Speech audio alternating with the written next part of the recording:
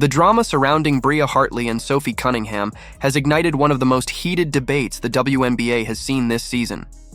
It was a single play, a single moment that changed everything, not just for Indiana, but for the league itself. A season can be defined by highlights and heartbreaks, but rarely does one night capture both at once. For Sophie Cunningham, it was a night that ended with a devastating injury. For Bria Hartley, it was the start of a storm of criticism that may forever change how she is remembered. And for the Indiana Fever, it was a test of resilience that turned into one of the greatest comebacks in franchise history. It began with a collision that, on its surface, looked like chaotic basketball contact. Cunningham was locked in, planted firmly on the floor as she prepared to cut. Hartley charged in at an awkward angle, barreling through and clipping Sophie's leg. It was the kind of moment that happens in basketball. Fast, messy, unpredictable. But when Sophie fell, clutching her knee in visible pain, the air in the arena shifted. Silence spread through the crowd. Trainers rushed in. And in that instant, the season's momentum turned. Later, tests would confirm what everyone feared. An MCL tear that would sideline Sophie for the rest of the year. Just like that, Indiana's rhythm, its chemistry, and its hopes felt shaken. But it wasn't the injury itself that set the internet ablaze. It was what happened immediately after. As Sophie writhed on the floor, cameras caught Hartley turning back, a look on her face that would come to define the moment. Fans swore they saw a smirk. Some described it as sinister, others as smug. That single expression, captured in a freeze frame, spread across social media in seconds. Fans paused it, rewound it, shared it again and again, insisting it revealed something deeper. That Hartley hadn't just been part of an unfortunate play, but that she had enjoyed seeing Cunningham go down. It wasn't just about the knee anymore. It was about intent, character, and what it means to protect athletes on the floor. The reaction was swift. That smirk was dissected more than the play itself, becoming the centerpiece of the outrage. It wasn't only fans joining in. Analysts, journalists, even rival players weighed in, framing Hartley as the villain. Her history didn't help her. Case. This wasn't the first time she'd been accused of playing too rough. There had been ejections before, physical altercations, even a highly publicized clash with Angel Reese that had included hair pulling.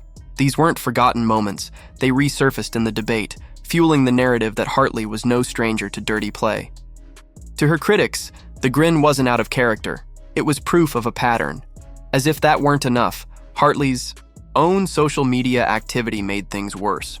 Fans quickly discovered that she had liked posts online that mocked the situation and branded her as a dirty player. Screenshots of those likes spread almost as quickly as the smirk itself, and suddenly, Hartley was facing a reputation she could not easily escape.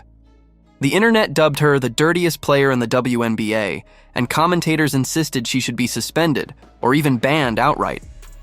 What could have been dismissed as bad luck in a heated game became a referendum on Hartley's place in the IE League. But if Hartley's response raised eyebrows, Sophie Cunningham's family made sure the outrage couldn't be ignored. Her sister Lindsay took to X and unleashed a direct message at the league itself, demanding accountability. "Maybe you should focus less on fining players for commenting on your poor officiating," she wrote, "and more on hiring officials, capable of protecting athletes." It was sharp, emotional, and to many, exactly what needed to be said. Fans weren't just angry about Hartley. They were furious about a league that seemed more focused on silencing criticism than safeguarding its stars. Sophie herself had already been fined earlier in the year for calling out officiating. Now, her injury, coupled with her sister's words, highlighted what many saw as upside-down priorities. Their mother, Paula Cunningham, added more fuel with her own blunt assessment, calling Hartley plain mean and disgruntled. Though her post was deleted, it was too late. Screenshots spread instantly, adding personal weight to the argument. Fans felt that if Sophie's own family believed Hartley had gone too far, then maybe the smirk wasn't just an unfortunate misinterpretation. It was truth staring back from the screen. Indiana Fever fans erupted with anger, not just at Hartley, but at a system they felt had failed their team. "We're not only getting assaulted," one fan raged, "but they're smiling about it." The frustration ran deeper than one game. All season, officiating had been called into question. Players had spoken out about inconsistency, about referees letting too much physicality go unchecked. Coaches had echoed the same concerns.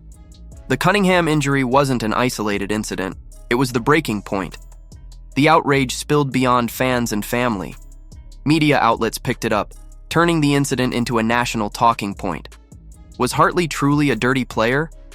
Was the league doing enough to protect its stars? Was officiating slipping below an acceptable standard? Commissioner Kathy Engelbert and league officials found themselves facing pointed questions they couldn't ignore. This wasn't just about one injury anymore. It had become a case study in accountability, or the lack of it. But while the league scrambled and Hartley retreated, Indiana still had a game to play. And what unfolded on the court became one of the most improbable comebacks in WNBA history. At halftime, the Fever trailed by 21 points. Sophie was out. Caitlin Clark wasn't available. On paper, Indiana was finished. The broadcasters framed the second half as survival, not victory. Fans braced for a blowout, but inside the huddle, something shifted. The team didn't collapse, they closed ranks. Kelsey Mitchell became the heartbeat of that turnaround.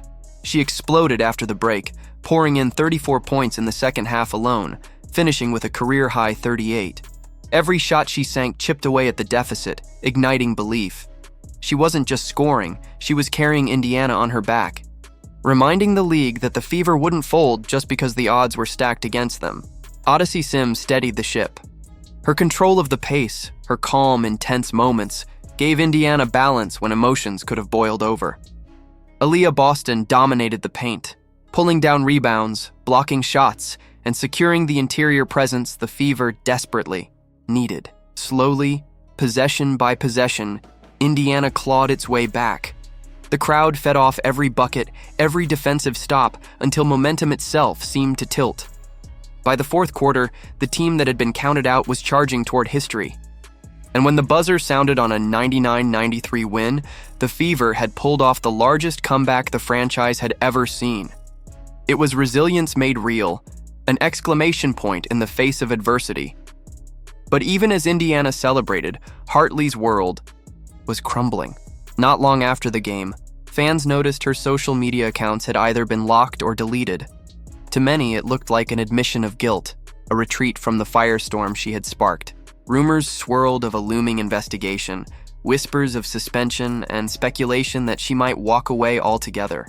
"It's looking real spooky for Bria Hartley right now," one commentator remarked, and it was hard to argue otherwise. Sophie Cunningham, however, took the opposite approach. Instead of retreating into silence, she leaned into the moment. She refused to let others dictate her narrative.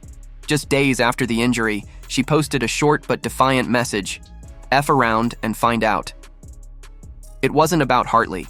It was about the critics, the doubters, the people who wanted to write Indiana off. It was sharp, bold, and instantly viral. Fans rallied behind her words, treating them like a rallying cry for a team that had just pulled off the impossible.